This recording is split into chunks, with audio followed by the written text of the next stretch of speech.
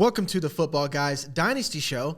It's me, Jagger, man. To my right, in person, is our Dynasty captain, Jeff Bell. And to my left is Football Guys newcomer. Is it Dave Kluge? Yeah, Dave Kluge. Dave Kluge. Almost had it. Dave Kluge. Okay. Kluge when I'm feeling fancy. Oh, okay. Dave Kluge, and we are still hitting the training camp beat reports. We are doing training camp buy or sell. We're going through all 32 teams. I will rapid fire and ask questions, and Jeff will probably ignore them and answer something else. But with that being said, make sure to give us a like and subscribe. And if you guys want more of this training camp info, go to footballguys.com. These two dudes, and we got Cheese Boy in the back over there, have done almost 200 hours, over 200 hours of research to do all that training camp grinding that you don't have to do. So go to footballguys.com/plans and sign up today. All right, boys, we're going to get right into it. Arizona Cardinals. Let's talk about why they depress me. I have a lot of Trey Benson, and Trey Benson is not the clear-cut RB2. There's this guy called Imani Demercado. He was a thing last year. Jeff, does this worry you about Trey Benson? Do you think this is real?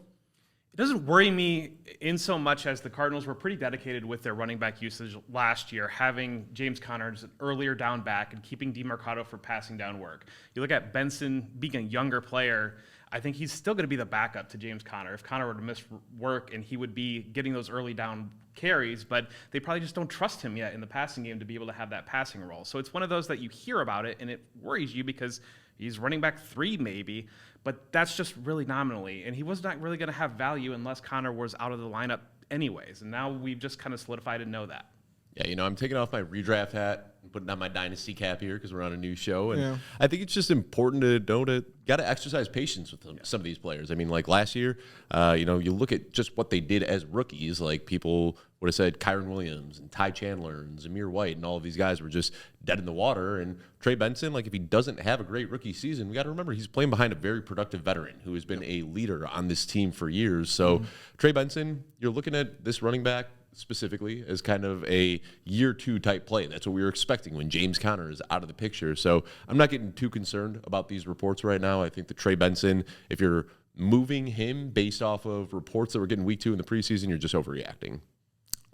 Well then, Jeff, are you buying Imani Demercado or at least dropping some fab on him in Dynasty since you think, like, and I get what you're saying. You're basically like he has his own role, and James Conner is the starter, and then Trey Benson is James Conner's backup. It's not so much like an RB2, RB3. It's not like a Madden depth chart. They're playing different roles. Will you buy Imani Demercado? No, I'm not buying Imani Demercado at all. I'm looking at just Conner and Trey Benson, ideally. Way to go. And quickly through these wide receivers, of course, we're going to have Marvin Harrison Jr., Michael Wilson. They're going to be rostered. But, like, we're hearing a lot about Greg Dortch and Zay Jones, and this being the best group that Kyler Murray's ever had. In the Dynasty Show, you can't even buy Kyler Murray anymore, so we're not even going to talk about that. That window slammed shut right after the draft. Yeah, we're donezo. But Greg Dortch, do you think that he's a real deal, Dave? Buy? I do. And it's one of those things that I think people who are super plugged in, watching Dynasty shows, consuming a lot of fantasy football content, know about Greg Dortch. But like when you get into your home league drafts, like that's a name that a lot of people don't really know probably. But I think he's going to be a full-time player in this offense. Michael Wilson is going to do good things near the red zone. But I think Greg Dortch is the guy that seems to be building a strong connection with Kyler Murray. You can get him for so cheap right now. And it's not out of the question that he could be, a back-end wide receiver 2, high-end wide receiver 3 if this offense really ups their pace from last year like we expect. Noted. Zay Jones, he's someone that I can't get rid of because I try to trade him, and he's been a flex player. Do you think he's still going to be like a flex guy, or is he someone that we're going to need someone to be hurt for him to be relevant? I'm worried in general about passing volume in the Arizona offense. I think that they're going to be a run-heavy team. We saw them trend that direction. Tempo picked up quite a bit when Kyler Murray came in, and so I think that that's your path. I don't see Zay Jones as being worth an addition on your roster. I think he's just kind of, maybe roster clogger material. He's going to be getting some numbers, but between having Marvin Harrison Jr., having Trey McBride, and then having Michael Wilson as well, and Greg Dortch, Zay Jones is a name that we know at this point. Odd man out, yeah. Noted. Next, we go to the Atlanta Falcons. Rondale Moore tore his knee. That's incredibly unfortunate, but to quote Jeff, Rondale Moore is someone that you probably shouldn't have on your roster to begin with. So we're just going to blow on right past that and move on to the Baltimore Ravens. Isaiah Likely continuing to impress in camp, and we've talked about it on this show a little bit, and this seems to be more and more real. Obviously, you're in Dynasty especially, you're going to have Isaiah Likely rostered, but the real question is, and I'll start with you, Dave, do you think Isaiah Likely is a standalone starter at this point now? Do you think it's real? Yeah, I do. And Jeff, we did this series a couple months ago where we talked through every single division, and when we talked about the Ravens, you and I were kind of on this early. You start looking at this depth chart, and like, they got Zay Flowers, they've got Rashad Bateman and Nelson Aguilar. They really don't have a lot of receiving threats here. Yep. And I think the tube is out of the toothpaste with Isaiah Likely. We saw what he could do as basically a one-to-one replacement for Mark Andrews last year. Todd Monken, like you alluded to, ran a lot of two tight end sets in Georgia. And I think we're going to see that much more frequently this year. And we're already getting those reports. So I still think Zay Flowers is going to be top 2 in targets, but Likely for me is going to be third on the team in the passing game, which is very valuable in fantasy. What's really killed me is Rashad Bateman. I got to put him to bed. Like, I think that's the biggest loser at camp. And luckily, I'm only really invested in like best ball, not a whole lot of dynasty. But Rashad Bateman at this point, do you think he's just a firm sell if you can get rid of him? Do you think he's droppable? I would still hold on to him because I think an injury will open opportunity potentially. I think he's a touchdown-dependent play, and we do expect the Ravens to be a high-scoring offense, and having a player on the field in a high-scoring offense always opens up that probability. I do want to flash back quickly to Isaiah Likely, talk about Todd Monken in Georgia. He coached Brock Bowers in Georgia, and Brock Bowers was playing out of the backfield, playing as a wide receiver, playing in the slot, moved all over formation. And that's what it sounds like Isaiah Likely is doing within this offense. They're working him out of the backfield a little bit or setting him up wide and just kind of moving through formation. And that's where it's interesting, unlikely. But going back to Bateman, it's a touchdown-dependent play that could open up with injury. Yeah. So what I'll say with Bateman, the reason I wouldn't cut him, I think when a team brings a player back after their rookie contract, that means a lot more than getting a second contract in the open market. That's why I bumped Ramondre Stevenson up in my rankings. And I think that you got to take note that like the Ravens clearly like what they saw enough in Rashad Bateman to bring him back on a second deal. You can't ignore that. The production hasn't been there so far, but I think that it's been health that has really been the big issue. And if we see a healthy season from Rashad Bateman, he might not be the player that's ever going to live up to those first-round expectations, but I think he still has it in him to be a pretty good football player. Yeah, to put a pin in this, and actionable advice, if you need a tight end too, I would go out and buy Isaiah Likely. If you really don't have a tight end, you should really, really go out and buy Isaiah Likely. Yeah. I might make a trade mid-show. Who knows? We're going to move on to the Buffalo Bills, and they're probably one of the most fun teams this offseason because of all the drama centering around Stephon Diggs. But we're going to talk about the boring guys like Dawson Knox, who's being heavily involved in the offense. I made the comment that I think that a lot of teams would love to have a sixth offensive lineman. Jeff, you are the Bills guy. Do you think this is more of what this is? He's going to be in the block, or do you think he's going to be actually a fantasy viable asset that might hurt Dalton Kincaid? I don't expect viability outside of maybe the red zone and maybe stealing some of those. I think you got to be careful with your wording because still heavily involved. Yes, a blocker is still heavily involved. Yeah. He's still going to get a lot of snaps. I think you're going to see pretty base personnel between Knox and Kincaid as two tight ends, working those wide receivers through with Samuel Coleman and Shakir, and then maybe a little bit of Mac Hollins as the fourth wide receiver. But Samuel has a diverse skill set. He's able to play out of the backfield. I think you're able to do a lot of different things with some of these players. Yeah, and I think, Dawson Knox and Dalton Kincaid are the same position in the same way that like Derrick Henry and Austin Eckler are the same position. They play vastly different roles. Last year, Dalton Kincaid had the third highest slot rate of any tight end in the NFL. Dawson Knox is a traditional inline tight end. That's what he's going to do. Dalton Kincaid is essentially the big slot. If you can compare him to like any guy who's played in Buffalo in recent years, he's kind of in that Cole Beasley role where he's going to play out of the slot and he's going to demand a ton of targets. And then like the other guys that we mentioned or didn't mention, MVS and Chase Claypool, we already kind of talked about them on the Football Guys show, but to keep it brief here, for Dynasty, drop them. You do not need them. Go get something else. Go get the Tyrone Tracy's of the world. Kicking it on to Carolina, we got the Panthers and Jonathan Mingo. We touched on this briefly last week. It just seems to keep on going, and you saw some cool camp highlights of Jonathan Mingo. I kind of heard what Jeff thinks about this, but for Dynasty, Dave, is Jonathan Mingo someone that you want to roster or go out and get? Is he that cheap to even get in a, let's say, in a package deal or anything, or you just don't care? I mean, it depends what the price is. Like, if I could trade a 4th-round pick for Jonathan Mingo, which that might be where his value is right now. That's too much for me, to be honest. That's too much. See, I'd take him for a 4th-round pick. We're talking about a guy who's drafted 39th overall. And we knew coming into the league, like, he wasn't a polished receiver. And he was kind of thrusted in this role where he had to do a little bit more than I think the team expected. The offense as a whole last year was terrible. And I've made the comp a few times. I'm kind of looking at Carolina Panthers last year with Bryce Young, almost in the same way that I was looking at year 1, Trevor Lawrence in Jacksonville with Urban Meyer, where it was just such a crapshoot that I'm willing to just kind of throw it away and reassess in year 2. So Jonathan Mingo, if I'm being honest, like, didn't do anything in year 1 that like piqued my interest, but I'm still a believer in the player that I saw in college and what I saw on that tape, and knowing that he was a raw guy that is going to take some time to develop. A year 2 breakout isn't out of the range of possibilities.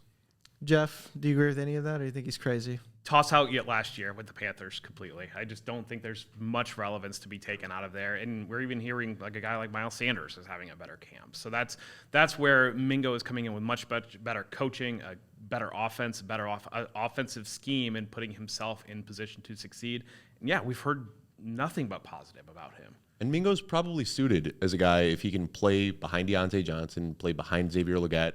You know, the expectations aren't going to be as high. And when he's not drawing premium coverage from the defense, it might open up those opportunities for the big plays. So, like I said, probably, like, I'm not saying you got to go out and get Jonathan Mingo, but if you need depth, a 4th-round pick and see if you can pull Mingo in and get surprised at a guy that could easily boost his value this year. And to get like spend some positivity on here, if you have like multiple 4ths in next year's draft, Jonathan Mingo's probably a player you could burn one of those 4ths on if someone would accept that. So I could do that, but mainly I'm looking for him in a package deal, but I'm in the minority. So we're going to move on to the Chicago Bears, where we talk about these players that I can't quit. DeAndre Swift.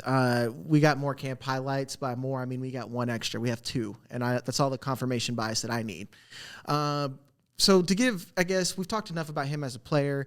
Dave, you've talked a lot at length all the time about how DeAndre Swift's been this player who always seems to get shoved down in the priority queue, I guess, for the team calling his number because he can't do the normal running back things like run the ball well, but he does everything else. It's an important part of being a running back. Yeah, and actually play the position. But DeAndre Swift is one of those guys where, like, the numbers don't tell the full story. Like, good success rate, good breakaway run rate. He's got the measurables. He's got the draft capital. He's got all these things. But I think the coaches just don't like relying on him too much because he does too much east-west movement. He shies away from contact. He doesn't break tackles all that well. So maybe he could prove me wrong. Maybe, you know, his 3rd team and his 4th coaching staff, maybe that's what he needs to finally break out, you know, just a little bit of a longer leash. But Roschon Johnson is also having a really good camp. And Khalil Herbert, we've seen for years, is a good running back. So as much as I think people want to wish into existence that DeAndre Swift is going to be this workhorse on this good Chicago Bears offense, a lot of things need to break right for Swift. And I think that he's just kind of a risky guy to hold right now. If you can cash in on some of this training camp hype, I'm trying to do that. All right, Jeff, I'm going to give you a real scenario that's on one of my rosters. I have a team that has like Zamir White, Marshawn Lloyd, a bunch of like RB3s and like 0 RB targets. I want to shore up. I have an extra second. Would you pay that for DeAndre Swift?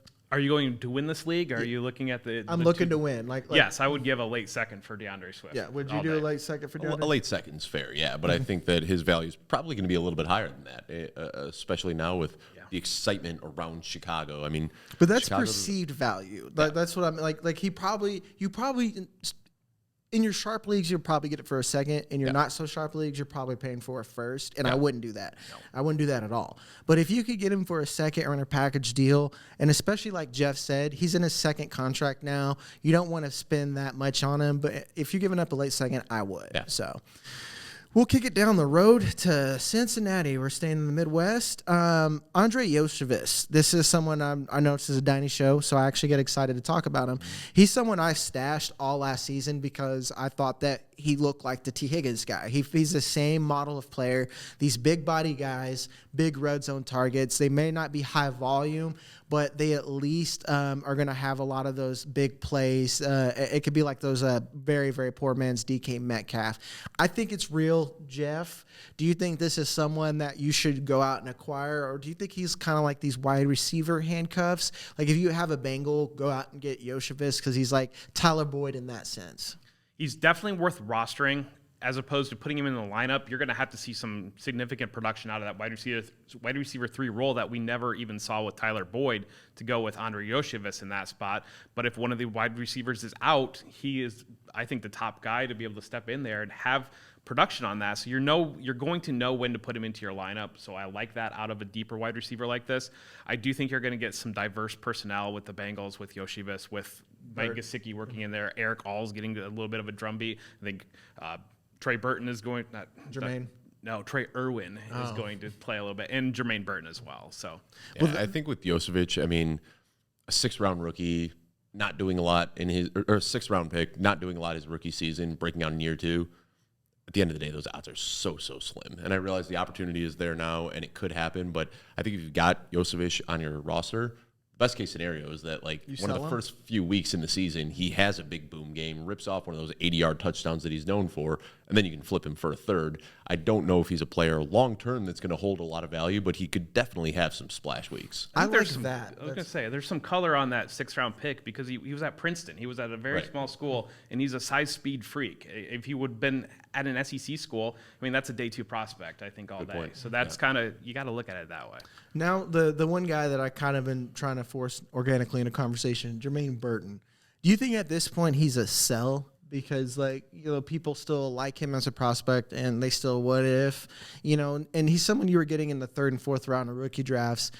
Let's put it this way. I flipped Xavier Legette for Jaylen Warren because, like, I needed the running back depth. Is that a move you would do with Jermaine Burton, or you're going to hang on to him? I would be selling Jermaine Burton. Our good friend Dave Taylor Cornell has a great Bengals podcast, and he's already talked about if T. Higgins is no longer with the team, they're likely to use high capital on a wide receiver, and I think that is very much in play unless Iosivas or Burton really breaks out in a special way. But also I'll say, like, if you drafted Trey Burton, it's probably because you have some sort of conviction in him as a prospect. And I don't think it's a good process to draft a player in April and then get scared off in August by training camp reports and sell low. So I wasn't drafting a ton of Jermaine Burton because of his cost in rookie drafts, but I don't think you should be selling for less than you used to acquire him just a few months ago. Like if you believe in the player, wait and see how he does it on an NFL field. And he's definitely one, like I said, a player for player. Like Legette is someone that like I didn't love, and I moved on to go to get a player that I liked. But like getting a draft pick, that's kind of how you get in this perennial like rebuilder thing. Like go, if you can trade him, go get someone that you can actually use and might retain a little bit of value. Sticking to the Midwest, Cleveland is the Dallas of the Midwest is what I hear. Also, Joey Wright is their biggest enemy. Anyway, Cleveland, we have Deontay Foreman returning back from injury. And I know I've been the biggest Jerome Ford fan out there, but Deontay Foreman is even cheaper at this point, and he's someone that has proven to be productive, and as long as he stays in a very specific role. So now that Deontay Foreman's back, again, these are like you're probably getting him for a 3rd-round pick to go out and buy him. I mean, a waivers. Yeah. Or like one of these younger wide receivers that you're ready to give up on that you're not seeing much positive buzz on, kind of turn that into a Deontay Foreman and be able to get some usable weeks. And especially like for me, since I've acquired a lot of Jerome Ford, if you have him, why not go get Deontay Foreman? Because you've kind of secured a very good backfield at that point. You know, like no matter what happens, you've hedged your bet, and it costs you basically nothing. You know? Say no matter what happens, Nick Chubb could defy all odds and just come back as Nick Chubb of old. I don't expect it, but that is in the world that we live in. If Christopher Lloyd comes down with angel wings and kisses his knee and everything goes to normal, I'll believe it. But that's one of those things I need to see it first. That's it for Cleveland. We're going to move on to Dallas. What are we doing, Dallas? We're talking about Rico Dowdle, which is a problem considering that we expect them to draft a player. We expected them to maybe pick one up in free agency. I feel like Rico Dowdle is classic Jag at this point. We're going to invest. We're going to spend draft capital to go and get this player. But at the end of the day, you know, he's probably not the guy, or they're going to trade for someone else. You know, like Alfredo made a good point on the redraft show that, like, I don't think Dallas has their leading rusher on their team yet. Dave, do you agree with that? Like, are you getting Dowdle? I know you're a big Zeke guy, so is this confirmation bias? All right, let's pump the brakes. I'm not a big Zeke guy. I think that in redraft, you can get him for very cheap, and he's got the out where he could score a lot of touchdowns, similar to Raheem Mostert last year, an aging guy and a good offense. But Dowdle, yeah, he's an undrafted guy. Didn't really look too good last year from what I saw. But we keep hearing this, like, where everyone's like, well, they have to add somebody, right? Like, they're going to make a trade for a running back. They're going to sign somebody. We keep hearing that. But we heard that last offseason, too, when, like, Tony Pollard was a guy that we know is better off as kind of an RB1B, you know, a change of pace type of guy. And I felt like leading up to week one, we kept saying, well, Khalil Herbert's out there. Maybe Dameon Pierce. Maybe like, we kept throwing all these names out there, and it never happened. I don't know why they're doing it again, but I think the expectation from so many people is that Dallas is going to add a running back, but I think they're going to trot out this Rico Dowdle, Zeke, Royce Freeman backfield, and just, you know, that's their definition of all in, apparently. Jeff, do you want any of these running backs, either Zeke or Dowdle in Dynasty? Depends everything depends on what you're able to buy them for. And Dowdle is a player that I stashed quite a bit last offseason that I have a slight excitement for because of that, because he was able to earn that backup role. I've said before, but I'm a little bit concerned that given the way Tony Pollard looked last year, struggling through his injury, coming back to it, that they didn't use Dowdle a little bit more as a complement in that offense. That's a red flag to me. I just don't know what the path to adding another back to this roster is. Where are they going to come? I mean, we're talking about a lot of these running backs in the leagues are on cheap contracts that they're going to, that team's not going to just cut Khalil Herbert for the sake of cutting Khalil Herbert. Is Dallas going to give a draft pick for that? I'm a little bit skeptical the way that the Cowboys are building their team.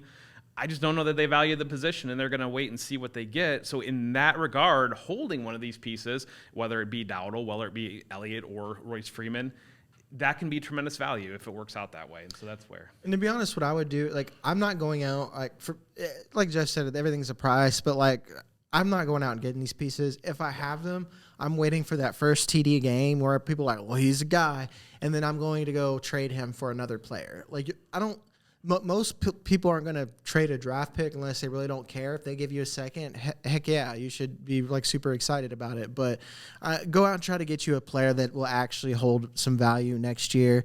We're going to go to Denver, and we are going to talk about Greg Dulcich. He's someone that I flip-flopped on all year, but his price, it hasn't really mattered.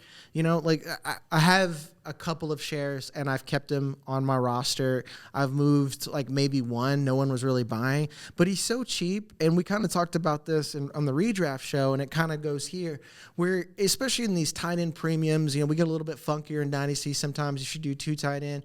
Greg Dulcich is so cheap that even as, like, a tight end 3, especially, again, like you guys hear me say, if you have a lot of these draft picks, and you don't need, like, multiple thirds. Go get a Greg Dulcich or something like that. With that being said, how much are you willing to pay for Greg Dulcich, or are you willing to pay for him, Jeff? I will add him off waivers if he's available. I'm not aggressively targeting him, but it'll be curious to see if they're set up to play a little bit more 2 tight end personnel. And I think that will be Dulcich's best path, because Adam Troutman's one of the better blockers in the league. Lucas Kroll has had some positive buzz. If they can use Dulcich as a big slot in those 2 tight end sets, that's where you want to see, I think. And, you know, right now I'm looking, keep trade cuts, say what you will about it, but they're saying that a 3rd-round pick is much more valuable than Greg Dulcich. Yes. So this is, again, like, if you can get him for a 4th, I'm willing to do it. We get so blinded by recency bias, and last year, if you had Dulcich, it was terrible. Like, just one injury after another, compounding. But you look back, as a rookie, Greg Dulcich, 22-year-old rookie, he was 7th in the league in air yard share. He was 3rd in the league in ADOT. Like, he was looking really, really good. And now we get one injury-plagued season, and now people are just giving up on a 24-year-old tight end. I don't know if he's like a premium target, but again, so many of these guys we're talking about kind of deep in these dynasty rosters, I would gladly take Greg Dulcich over a 4th if I can do that. Yeah, I'm a little bit, I think, more bullish than Jeff, where, like, again, tight end is a premium position. So if I can get him for cheaper, and then even if I'm not keeping him long term, I can flip him for something a little bit better, I'd go out and go grab Dulcich. Next, we move over to Detroit, and we're going to talk about another dynasty favorite, which is Jahmyr Gibbs. And last year, we saw David Montgomery get those early snaps, and everyone freaked out and thought we had two Bijan Robinsons, but it's business as usual. They keep saying complimentary role.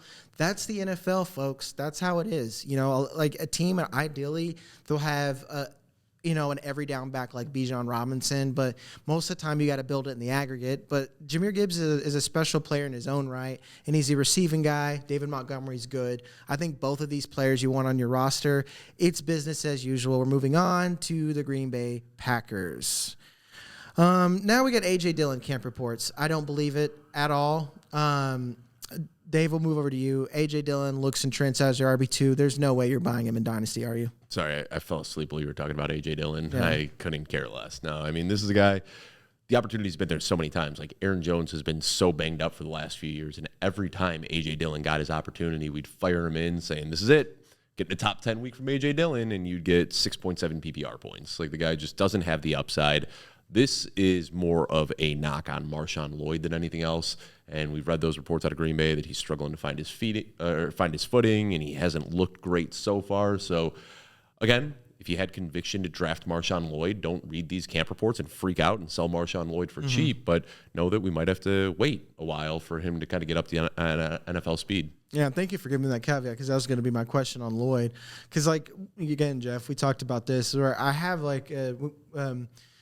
this a little bit of confirmation bias during training camp and this is not me trying to double down on takes, and I do take in the right things, but for like a rookie that fumbled the ball or, maybe struggled on a route, like you said, I'm not willing to sell it, but I do always worry at this point now. And like, Dynasty is definitely an emotional game. Fantasy is an emotional game. I don't want to get Tank Bigsby again. Do you think that, are we in danger of that right now? Are you have any concern about it?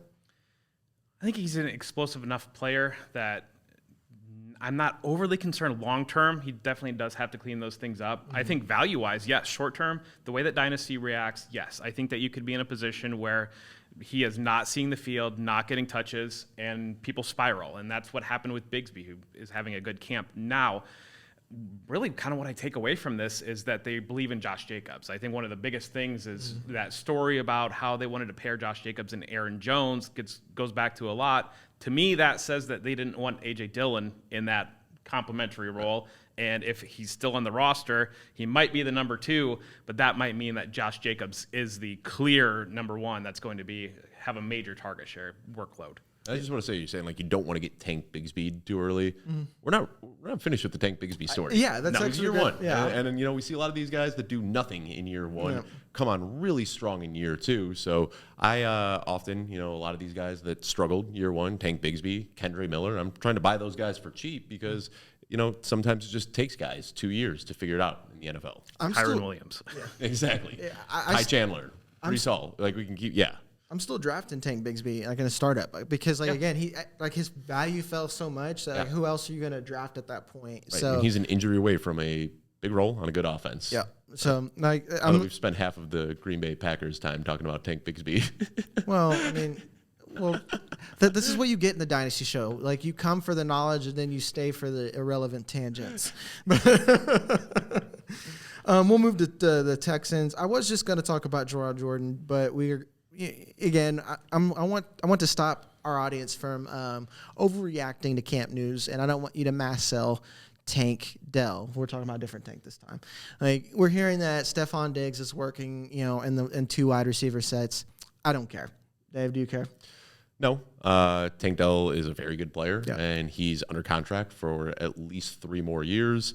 And by the time he's at the end of his rookie contract, Stephon Diggs is probably going to be icing his knees on the couch on Sundays, watching the games from home. So even if Tank Dell is slightly capped with his upside this year in Houston, what we saw last year is that he's a very good player. And he's still just an injury or a trade away from the same role last year that was giving us wide receiver 1 production. Let me tell you a secret, guys.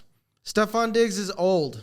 Yeah. And Tank Dell is good. It's his dynasty. Like, I don't care, dude. Like, Stephon Diggs might even be there next year. Even if Tank Dell takes like a dip this season, he's going to be fine. That means you're just going to have a buying window. But let's talk about the guy I actually put on the sheet, and I asked you how to spell his name, Gerard Jordan. We talked about him briefly on here. He still continues to have a big camp. And now I just want to get the price. Like, is he someone that, especially if you have Joe Mixon or something like that, should you go out and be aggressive to get Gerard Jordan? He's likely on waivers. If he's on waivers, I would add him because there's enough uncertainty in that backfield beyond Joe Mixon that Jordan could break that direction. They brought him in. They did not bring in Dameon Pierce, and so that's something to remember.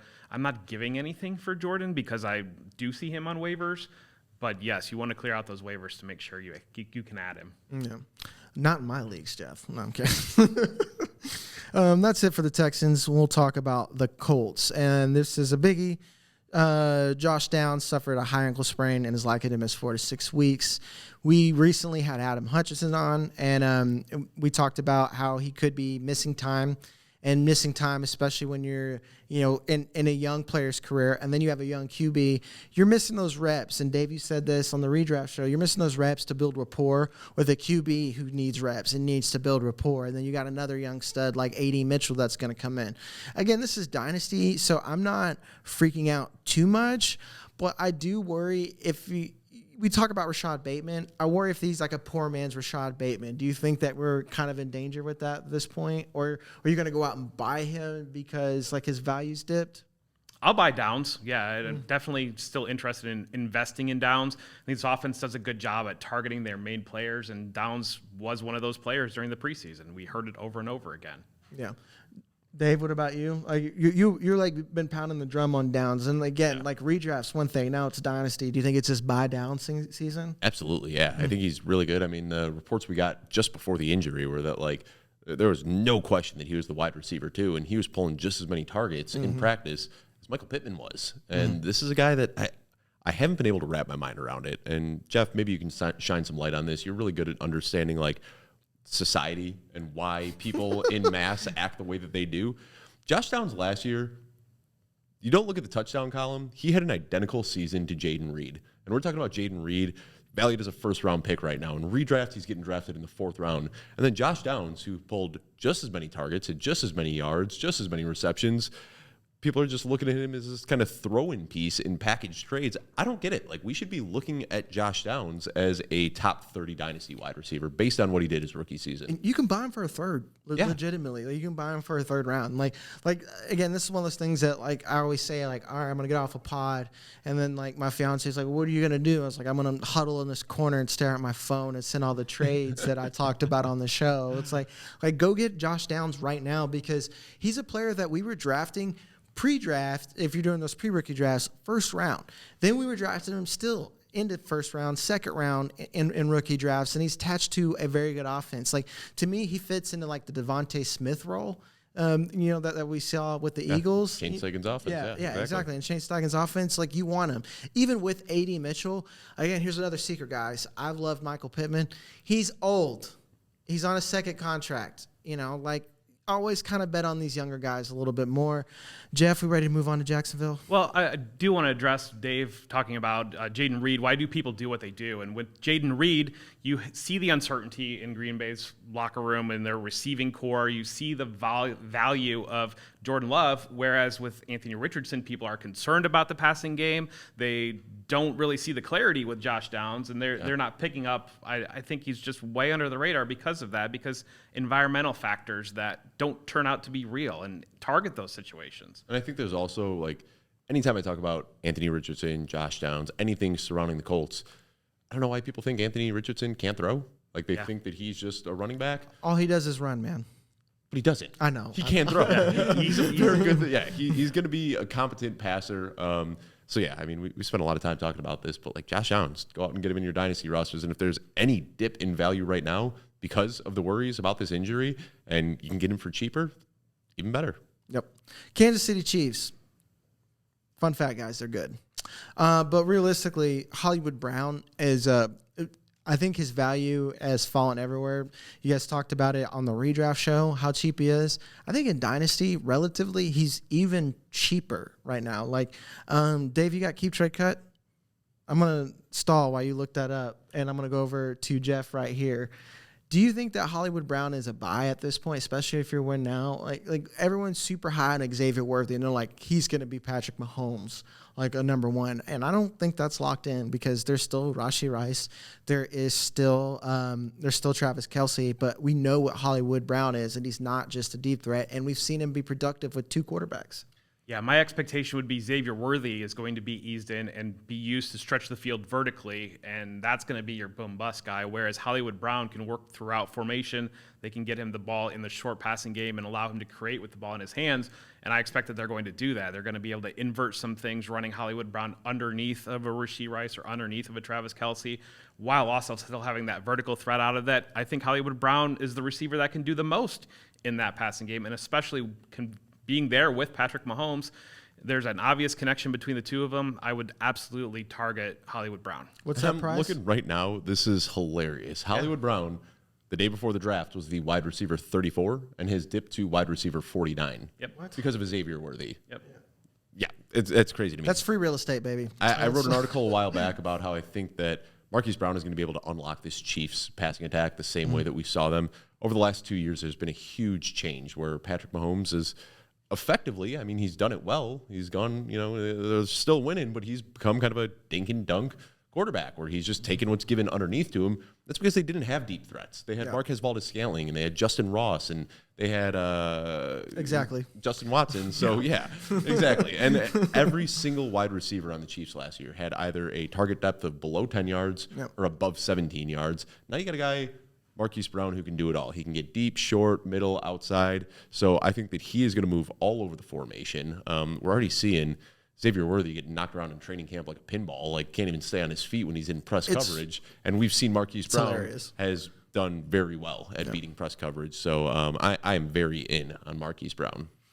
We skipped the Jaguars, so I'm going to circle back to them. Brian Thomas catching deep balls. That's what we wanted from Trevor Lawrence. That's exactly what we wanted. He's doing his job. Do you believe that he's actually going to be something, or is this just camp at this point now? I'm not there yet because John Shipley does a really good job covering the Jaguars, and I saw him the other day. Somebody asked him, why hasn't there been talk about Brian Thomas? And John said that there was a really slow start to the camp for Brian Thomas, and he started to pick it up the last couple of days. But I think that when you look through that target tree, I think that obviously Christian Kirk and Evan Ingram are very established. I think Gabe Davis is going to do Gabe Davis things. He's an excellent run blocker, has the ability to beat defenses downfield vertically, and that's where Brian Thomas really needs to pick it up. And I think that you might be seeing some red shirt-esque feelings on Brian Thomas, or people really disappointed with the production this year. Yep. And that's why I said, like, even the redraft show, he's a wide receiver 4, like, right now, and you shouldn't be going in saying, like, this is going to be my wide receiver 2 and I'm ready to compete. Like, he's going to be a boom-bust player, and especially even the best rookies, they don't really catch on till like the tail end of the season. And he was a raw prospect to begin with. So like just temper expectations and don't freak out for the next 6 weeks. Just Christian Kirk going into his age 28 season, Evan Ingram going into his age 30 They're season. old. Yeah, they're both getting up there. So the doors are going to open for Brian Thomas. But I think you said, the report here was that Brian Thomas is catching deep balls. That's awesome because Calvin Ridley couldn't do that last year. So at least now they have somebody that can. Yeah, exactly. We'll move on to Vegas and let's get depressed together because Gardner Minshew and Aiden O'Connell are neck and neck. That's terrible. I think that's terrible because I think that makes me think Gardner Minshew's worse than what I thought he was. And if anything, I'm like, that's Shane Steichen. Heck of a coach. Mm-hmm. Heck of a coach. Am I right? Like, and I think the real thing that I think all three of us can agree on, with the exception of Brock Bowers and maybe Dylan Laube, everything else is a sell. And like Dylan Laube is probably going to be one of those players where you probably should sell him high if you don't need him. And this is me talking to myself. I'm self-therapying live on camera right now that like Dylan Laube is a day 3 pick and on a coaching staff that I think is highly at risk to getting fired. Let's be realistic. Laube is a target for PPR leagues. That's it. Yeah. Half PPR, full PPR especially. I think he's going to be the type of player that you can't really touch him in your standard leagues. But if it's one PPR or even a bonus for running backs, I think he's a guy that can catch 6 passes a game because I expect they're going to have to rely on the short passing game quite a bit. I do want to say there is still some smoke out there about a potential Davante Adams trade. Which makes if Jacoby that Myers were to happen, a buy. Jacoby Myers gets really interesting. I think Brock Bowers is really kind of slept on because this is a player that we've been waiting on, excited about. And yes, don't love the situation, but if they're going to have to rely on short passing game again, that feels like Brock Bowers getting some creative usage. Yep. I don't want to, put any unsubstantiated rumors out there, but I talked to somebody yesterday. Right now, we're in Canton, Ohio. We're rubbing elbows with a lot of people who are tied in, and I asked somebody yesterday about Davante Adams, and they said there's no chance he won't be a Jet by week 8. That's depressing for my Garrett Wilson shares. But I'll just put that in the vault, not think about it till it happens. Yeah, to me, Brock Bowers, I'm open to anything and everything. I'm open for him to have a Kyle Pitts year, and I mean that in every sense. I mean like Kyle Pitts rookie year or Kyle Pitts sophomore year. But I'm like not gonna. We don't want the knee injury. No, we don't want that. We don't want any. I'm not trying to put that evil in the air, but I'm just saying I am mentally prepared for it. Yep. Now we go to San Diego, and again, we're going to get depressed together. Well, they're very depressed because they don't have a football team anymore. Los Angeles Chargers. Thank you, Jeff. The Los Angeles Chargers. Am I getting old, dude? Welcome to the club, man. Calling teams by their old name. The Los Angeles Chargers of Anaheim. Yeah. No, it's really just me rubbing off on you because I'm pretty sure I've called them the San Diego Chargers every single time I've represented them. Who is Phillip Rivers going to throw the ball to this year? Yeah, I know. The Chargers. It's all bad, guys. Plantar fascia. You guys saw the Adam Hutchinson show, and we learned what that was. And as someone who's not smart, it is a muscle in your foot, and that sounds super important to do football stuff. And he doesn't have that right now. And the Chargers are bad, and they don't. They're just a bad team. And I'm not giving you crisp analysis because it's not there, guys. Basically, what I'm saying is Justin Herbert's going to get even cheaper. Like, he's going to get even cheaper. That's all I'm hearing. Like, long term, you still want Justin Herbert, right, Dave? Yeah. I mean, Justin Herbert, what he's done through the first 4 years of his career, more passing yards than any quarterback has in NFL history, and you can't ignore that. But I know there's a lot of concerns about Harbaugh and Greg Roman and establishing the run and taking away some of that passing upside that we've seen from Herbert over the years. But I think the out, and something that Alfredo Brown and I talked about a lot, is that if you look historically, Greg Roman has drawn up a lot of rushing plays for his quarterback. And Justin Herbert is a very good and underrated rusher. He's got the size and the physicality. But if he's dealing with a foot injury, he's not going to be able to run. So now we're looking at a run-first team with no quarterback or with no wide receivers and an immobile quarterback. I just don't see any chance of him paying off. That being said, I don't want to buy him right now. I'm probably going to want to buy him mid-season when all of this that we expect to happen comes to fruition and his value dips even more. Then I'm probably buying Herbert. Then you said the magic name there that I wanted to get to Jeff is Ladd McConkey. That's someone that people have been high on. I've been high on. Like, I love some McConkey, but I think the data bros are going to look right year one, where he won't be as productive as a lot of people have him. Redraft, I think he's way too expensive in redraft at this point now. But do you think this is going to be a buy window at this point? What kind of production can you expect out of McConkey in year one?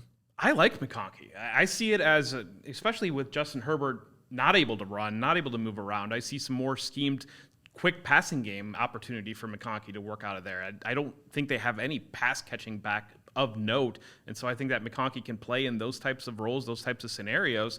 And that's where I think there's a buy potentially on McConkey, especially given just the general, and it does kind of seem like people have realized as much as they steamed up Ladd McConkey, the connection with Justin Herbert in rookie drafts, now they realize, are they going to throw the ball? But that's where I think McConkey does have a great path to realizing value, because is it going to be DJ Chark taking targets? Is it going to be Josh Palmer? Yes, maybe Palmer. Or is it going to be Quentin Johnston? I don't know, but I think it is going to be McConkey. They don't have a tight end of note. Is going to be great opportunity in the short game. Yep. Of course, McConkey's another guy that we're talking about that is already, unfortunately, dealing with injuries. And that's something that he dealt with in college, and he's getting nicked up here in the preseason. And we know how injuries for rookies in the preseason can really impact their year one production. So definitely something to monitor. Hopefully it doesn't linger and he can get back to practice soon. Yep. On to the Los Angeles Rams. They're still the Rams. We're going to move on. Miami Dolphins. Jaylen Wright looking phenomenal, and I can hear all the Devon Achane haters rejoicing. I've said this on the redraft show. The Jaylen Wright's success is not indicative of Devon Achane. It is an indictment on Raheem Mostert. He's old. He's 32 years old. He's old. Like he's old. I don't care about him. And I mean, that's me. He's been a great fantasy player, but it's time for us to go send him to the farm because Jaylen Wright is in town. With that being said, Dave, do you think that Devon Achane, I'm not saying he's a sell, but do you think he's a little too expensive considering that you could get Jaylen Wright so much cheaper later, or am I doing too much galaxy brain? How spicy do we want to get here? Because I think you're on the Dynasty show. I want it the spiciest. I think Devon Achane is one of the biggest sells in Dynasty right now, and I've been saying that. Jeff, argue with him. I've been flipping him. I can't. I've been flipping Devon Achane for Jonathan Brooks, like just straight up. I understand it, like Devon Achane, what he did last year, the big plays, really exciting stuff, but we've seen the injuries piling up like crazy on a guy with a small frame. I think that he is very much more suited to be an 8 to 10 touch per week type of guy. And Jaylen Wright is bigger and heavier, and he's more built to be that early down back. First of all, Raheem Mostert is old. I'm not going to push back on that. No. I know what 32-year-old knees feel like, and they don't feel great. But I think because he had such little usage early in his career, we're looking at a guy that has 674 career carries going into his age 32 season. There's still some tread on those tires, so I don't think Mostert's just going to disappear. But I think that as Mostert does start to get faded out, whether it's midway point of this season, next year, whatever it may be, I think Jaylen Wright is the guy who profiles to take on a larger role, and I think Devon Achane is going to continue to be this change of pace back. The nice thing is he can always score an 80-yard touchdown and pay off, but we're already valuing him as, a top 6, top 8 Dynasty wide receiver, and I think we're just way too over our skis on Devon Achane. I'm going to give you a Galaxy Brain trade. Would you trade Devon Achane for Jaylen Wright plus? I would still rather. What's the plus? I mean, a first-round pick, sure. Yeah. But second-round pick, no. I think I would still hold Achane in that opportunity. We talked before about these running back split committee backfields, and I wanting players that can make explosive plays and really pay off your week in one play. I think Achane still sits there. One of the things I've picked up from the Dolphins is short yardage is a significant concern. Raheem Mostert did that well last year, but I don't think they want to put that usage on him. So I think that's where they're looking for either Jaylen Wright really to step up, or if it's going to be Jeff Wilson, kind of having a three-headed backfield. And anytime the words three-headed backfields enter the conversation, that's where you get really afraid. I'm just going to say it. I think Jaylen Wright running a 4.38 at 5'11", 210 is more impressive than what Devon Achane did running a 4.32 at 5'9", 180. And you adjust the speed for the size. Jaylen Wright is a faster running back. We call that speed score, Dave. Size-adjusted speed score, yep. And Jaylen Wright is in the 95th percentile, and that's exactly what you want to see on this Miami offense. So would you buy Jaylen Wright for, would you sell Devon Achane for Jaylen Wright plus, a second? Or is that still too cheap, or would you want the first? It's tough to do that now because we haven't seen how Jaylen Wright is going to produce on an NFL field, but, man, if Jaylen Wright can just rip off one breakaway run in week 1 or week 2 and confirm my priors, I'm going to be trying to buy him everywhere I can. Noted. Minnesota Vikings. Hockenson is expected to miss the first half of the season, which we already told you. We already knew that. He's a good player. He's still young. If you can buy him, go buy him week 4 when someone's tired and wants to win.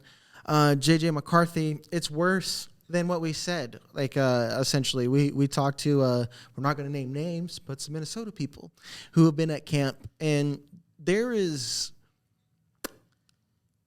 a non-zero chance that he's going to be a third string, let alone a second string. So let's put it that way. I know that we're obviously more even-tempered, but how concerned are you for JJ? For real? Is he someone that you think you're going to just buy later? You're going to Bryce Young it and get him at the tail end of the season because people are going to get disappointed? Because I think you're one of the most patient guys out there, and you're willing to let guys develop. So are you concerned long term for him, or just concerned this year? I'm not concerned long-term because the reasons why you're buying J.J. McCarthy don't change.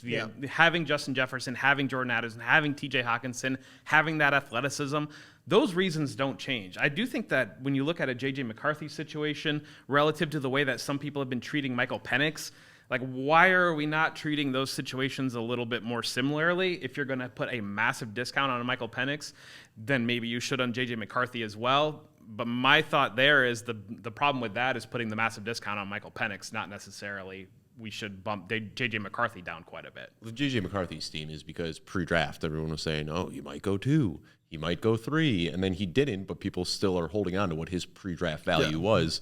But I don't think we see J.J. McCarthy play this year. No. And that's totally fine. Like, we have seen success with guys who redshirt their year 1 and then come in. I think Nick Mullins knows the offense, Sam Darnold knows the offense, and I think the front office in Minnesota, they have faith in Kevin O'Connell. Like, it's not like they could have a losing season this year and Kevin McConnell's seat isn't going to get hot, remotely warm. Yeah, like they've got a long-term plan where Justin Jefferson, TJ Hockenson under contract for the next 3-4 years. They've got Kevin O'Connell there. I think the plan is, hey, let's just let J.J. McCarthy sit back. He's 21 years old. Let him kind of learn, and then I think we see J.J. McCarthy next year. Well, and I think, too, just because Mullins is the backup quarterback. Now, if Sam Darnold were to be injured, they would probably put Nick Mullins into the game as the backup quarterback. But we've seen also situations where you have a young player that you've got a week of prep time or a bye week, and then rolling into that, then that young player is the starting quarterback. And so I think that there can be a little bit of finagling with some verbiage here to call Nick Mullins the backup quarterback who would go into a game, or J.J. McCarthy, you've got some planning time. Let's ease him in. It's time to see what we have, because I don't think the Vikings are going to have a very good record when we get to the midpoint of the season. Right. And it's like what Alfredo says, it's he's a sacrificial lamb. Like Nick Mullins he's not like the backup. He's the next guy to die if push comes to shove, like when they're 1-7. Because if you guys watch Hard Knocks, like the first episode, like Nick Saban said, like confidence is really important for these quarterbacks, and you don't want to like shatter that confidence soon. I gotta say, that scene with Matt Eberflus and Nick Saban sitting down at the table, that goes down in like the Hall of Fame as one of the best scenes in Hard Knocks history. That was really, really cool to hear. Nick Saban's kind of philosophy on developing a young quarterback. I really, really enjoyed that. Yep. Next, we're going to move on to the Patriots. Juju Smith-Schuster was released. Oh, no. They've got like a whole new receiving core that's brand new. Hope you cashed in for 3 firsts a few years back. Jeff. Has a player ever fallen? Like, Kenny Galladay is the only guy I can think of that's fallen, but he didn't fall from 1. I mean, to fall from like the Dynasty tight end 1 to probably on your waiver wire in 4 years is wild. He was the original Justin Jefferson. Well, he better be on your waiver wire too. So you better not still be holding Juju Smith-Schuster. So Jeff, these young receivers, who do you think is going to be the guy, and do you think they are going to be a guy as far as like fantasy relevant in year 1? I think Pop Douglas is going to be the PPR guy. Pop. I have heard reports that he has been in and out of the lineup, but the offense looks completely different when he's in the lineup. I think he's going to be the reliable slot receiver that we've come to expect out of New England offenses, and especially in Alex Van Pelt's scheme, loves the slot receiver. I think Jaden Polk will be kind of worked through and see a little bit of that, but there might be some ups and downs with his role developing. And then Javon Baker, I think we're going to get a little bit frustrated on wanting to see him on the field. You might get to the point where you have to put him on the field, but I've heard good things. Tyquan Thornton is supposedly having a good camp. I don't believe that. KJ Osborne is within the rotation. But I do think that them going with Jacoby Brissett, having a veteran quarterback, will rely on the young receivers relative to if Drake May were the quarterback. You know who I think is going to be the guy, Jagger? Ramondre Stevenson. I think we're going to see this team run the ball a lot. You're not wrong. As a Pats fan, that's probably what we're going to see. Moving on to New Orleans, they still have Derek Carr. New York Giants. The New York Giants. This was a good conversation that we had on the redraft show. Malik Neighbors. And I'm going to get spicy with you guys. I'm going to admit this. I think I have on the show because I have no filter, that I have drafted Rome Odunze ahead of Malik Neighbors in Dynasty rookie drafts. I have done that confidently because and again, I'm stealing from Alfredo, who's pumping his fist in the background over there, is that like Malik Neighbors has the highest shot to be Garrett Wilson. And I'm the biggest Garrett Wilson guy on the planet, but we could be waiting 3 years for production. Rome Odunze could be good right now. So Malik Neighbors, you're probably not selling him, but is there a scenario that you would, Jeff? No, I would not sell him right now because are people going to be concerned about this news and when they're going to be thinking about buying him there? I think you should have known what you were buying with him and know that situation you're stepping into. Mm-hmm. So to sell him on short term, I mean, why did you draft him in the first place, I guess, is kind of my question there. I mean, if you're able to get Rome Odunze plus, like I think that'd be a closer deal than maybe we thought about at rookie time. But this should be counted in. So let me just throw this out, because, we talk about the Hard Knocks bump all the time. Hard Knocks bumped, and again, keep trade to cut, very volatile, not always the most accurate depiction, but we'll use it for the sake of discussion here.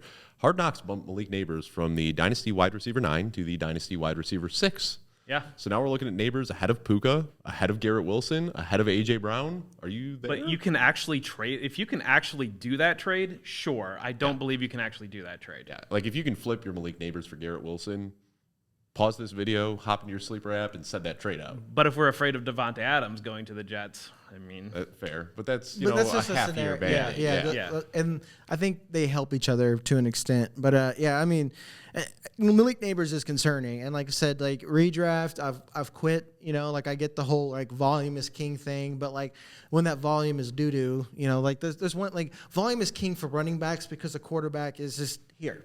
Right. Here's the ball. Yeah. Volume is king when you have to throw the ball downfield and your name's Daniel Jones. That is called a limitation, and that's not just from injuries. And I don't want to bogart this show from you, but while we're talking about the Giants, I just want to say real quickly, Tyrone Tracy. We know the guy was a former wide receiver turned running back, and the big question with Tyrone Tracy is, can he hit on inside runs? We know he can get out in space. We know he can catch the ball. If you watch the usage in that preseason game, they almost exclusively ran him up the middle, and he didn't have any huge explosive plays, but he looked very competent, where he was able to keep his legs churning. He was able to get skinny and squeeze through some small lanes. He was able to pick up yards after contact. He had a nose for where the first line marker was. So Tyrone Tracy, a guy that we're wondering how he's going to develop. I think the Giants are doing the right thing by focusing on his weaknesses and trying to develop that. So Tyrone Tracy, what I saw from that preseason game, just makes me want to draft him even more. He's probably all off waivers at this point. Yeah, I couldn't imagine you could pick him up much anywhere. Jeff, would you like go out and buy Tyrone Tracy at how much? Maybe for a fourth. I mean, if I can get him for a fourth, I probably would do that. But that's kind of more on the speculated value around there. I'm still very nervous about this Giants offense in general. Yeah. So having pieces off of that, what's the upside to it? And we go to another New York team. Mike Williams cleared for practice. Cool, don't care. Philadelphia Eagles, Dallas Goedert standing out in camp. Dallas Goedert is a handcuff. Cool, don't care. Actually, no. Anai Smith. No, it's Johnny Wilson. Johnny Wilson's the play. That's who you want there. That's starting to get reps as the third receiver. He just brings more creativity to the package. I would stash Johnny Wilson if he's available in your league. Keeping it moving, because actually this is a spicy one. Dave made all of our show sheet, the basis of it, and he wrote Justin Fields is Justin Fields. I want to say I made the show sheet at about 12:30 last night after a party, so I'll let you connect the dots there. Yeah, and Dave had a Red Bull and processed sugar, which is a lot for him. So he had a big night. So Justin Fields, I read that the center fumbled the ball, and this is preseason, so I'm not there's a real competition. It went from there's no competition to maybe until now there's a real open competition, and I am starting to get offers for Justin Fields, but I'm holding the line. Why am I dumb, Jeff? I don't think you're dumb because I really truly think they want to redshirt Justin Fields. They want to. He got so much thrown on to him early in his career. The situation he was in was not good. And I think that they view him as needing that development, wanting to ease into it. We've seen the Steelers historically be one of the most patient teams in the league. And that's where I think they would like to treat Justin Fields as a redshirt and see what they can develop out of that because his physical tools, his gift is absolutely undeniable. Now, if he wins the job outright from Russell Wilson, he would have won the job outright from Russell Wilson, and that speaks volumes as well. Yep. I remember the whole kind of thesis with Justin Fields, even his rookie season. The Bears drafted him, and we were looking they got a Week 10 bye. Maybe after the bye, we see Fields come out. And then Andy Dalton got hurt Week 2, and Justin Fields was not ready, and he was a deer in headlights. And we just saw this slow unraveling over the next few years in Chicago, where he was just expected to do way more than he was in a position to do. So I think for the Steelers, to put Justin Fields in Week 1, they're just repeating the same exact mistake that the Bears made. So I agree with you, Jeff. I think that he shouldn't start, but he's such an intriguing player in Dynasty because he might never start again. But if he does ever start, you know that you're like almost guaranteed top 5 production from him when he's on the field. So he's such a hard player to get a value on because we know when he's out there, he's good. But will he ever be out there? Yeah, he's a Trevor Lawrence of Trey Lance's. We talk about the Raiders when they're having a quarterback competition between Gardner Minshew and Aiden O'Connell. Justin Fields is one of the 32 best options to be taking snaps in the NFL. And that, for all of his warts, he is still one of the 32 best options in the world to take those snaps. But he just, you watch that preseason game, the issues that he had in Chicago are still very apparent. Yeah. He drops back and then he sets his feet and doesn't move, struggles to get through his progressions, takes sacks, and that's exactly what we saw yesterday. So if that's what we're seeing from Justin Fields, the same warts as you say that we saw in Chicago, I don't think he's ready to be starting right now. No. Maybe that changes going into next year or later in this season, but I don't expect him to be the week 1 starter. Yep. Well, we'll keep it moving. San Francisco, guess what? They're still good. Seattle Seahawks, DK Metcalf, seeing lots of targets across the middle of the field. Cool. Tampa Bay Buccaneers. Now we're getting to the spicy stuff. Jalen McMillan. I've got 1 foot on the bandwagon, which means I had to take 1 foot off the Trey Palmer the bandwagon. One of these guys is going to be something, and they're going to run out a lot more 3 wide receiver sets. We could see a little bit more of again, it's Baker Mayfield, but a lot more of the Tom Brady, 3 wide receiver sets with K-Dot and occasionally getting a catch or 2.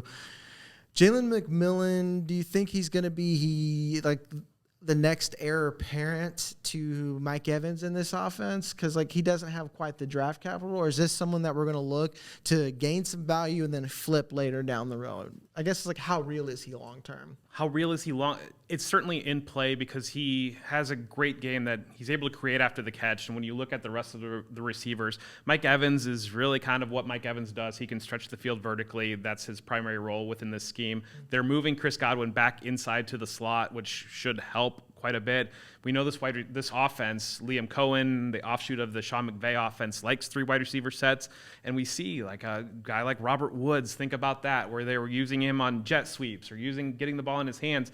That's where I see McMillan contributing, whereas I see Palmer more as that vertical threat, that backup to maybe Mike Evans, or kind of when he works in the rotation, they leave him in those types of roles. Is Trey Palmer dead? Yeah, Trey Palmer is dead. He's a fun player, and I think that if he wakes up angry, he certainly has an opportunity to score a touchdown. But other than that, I think he's dead long term. Yeah. McMillan, the drum beat's impossible to ignore. Yeah, it almost really is. Every single day there's a new highlight. There's something that he did. So typically, a guy getting drafted at the end of day 3, the odds of him hitting are pretty unlikely, but it's also foolish to ignore a drum beat this loud. Yeah, I agree. That's why I'm saying I've went out and bought him because one thing I like about this Dynasty show, this is all deep cuts, guys. I don't think we've had a single player that you had to pay more than a 2nd round pick, and that doesn't sound exciting, but that's how you win in Dynasty, is capitalizing on these players. Tony Pollard and Tyjae Spears listed as 1A, 1B. Cool, we already knew that. Washington Commanders, Ben Sinnott is buried on the depth chart. I told you guys, you should be worried. Zach Ertz is going to be there, and I told you guys during the rookie draft season, he's getting way too expensive for what you're expecting out of him year 1. This is a guy who played H-back. He has very good tape. He's someone I liked, but it's got that stink. And you know what that smell is? Cliff Kingsbury. How dead do you think Ben Sinnott is long term, Dave? Do you think he's long term? Not at all. Not at all. No. Long term, it's still there. And this is a Dynasty show. We know tight ends typically, we just saw David Njoku, a 1st round pick with off the charts athleticism, not break out until year 6. Evan Ingram didn't break out until a new team in a 2nd contract. I'm not concerned about Ben Sinnott long term. But for this year, he's outside of my top 24. Expecting very, very little from him. But, it's Cliff Kingsbury, man. He loves him some Zach Ertz. And we saw, at the end of 2022, Zach Ertz got injured, and we saw little flashes from Trey McBride. And Trey McBride was everybody's favorite sleeper last year. And then to start the season, Zach Ertz is the tight end 1 all over again. So let's hope that we can, Zach Ertz, he'll be retiring soon. And then we can see Sinnott break out. Sinnott, do you think he's next Trey McBride? Yeah, I think that's a good comparison. I don't think he's got the receiving skills of Trey McBride, but that's a good comparison. The biggest thing for the Commanders this year is the development and success of Jaden Daniels. And so having a veteran tight end and Ertz on the field with him, another voice in the huddle that has been there, that's seen it, relative to Luke McCaffrey, another rookie, or if you're going to have a rookie tight end, that's where everything comes down to Jaden Daniels this year for the Commanders. Yep. Well, that'll do it, guys. Obviously, the W's mean that we are done. There's no Y or Z teams. That is the Dynasty Show. As always, like and subscribe. And tell Jeff that you love him. Tell Dave thank you for showing up. Make sure to go to footballguys.com/plans and check out more of these training camp reports. Look at more of these guys' work. They actually read and write, 2 things I cannot do. But as always, I'm Jagger. This is Jeff, and this is Dave, and we'll see you on the next one.